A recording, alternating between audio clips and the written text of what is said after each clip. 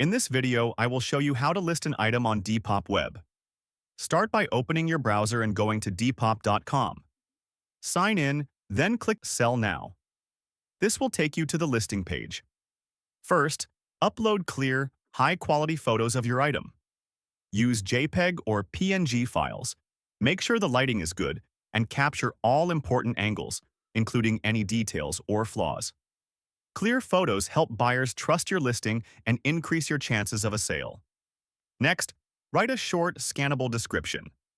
Include the brand, size, condition, fit, fabric, and measurements if relevant. Be honest about flaws to build trust. Use keywords that buyers search for, like Y2K miniskirt or oversized 90s hoodie, but avoid overstuffing. After that, fill in the item information: category, subcategory, body fit, material, occasion, condition, size, quantity, color, source, age, style, and set a fair price. Add your shipping details so buyers know what to expect.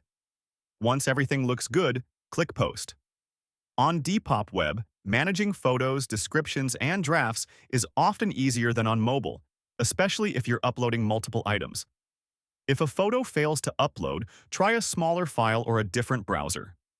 And that's how to list an item on Depop Webs.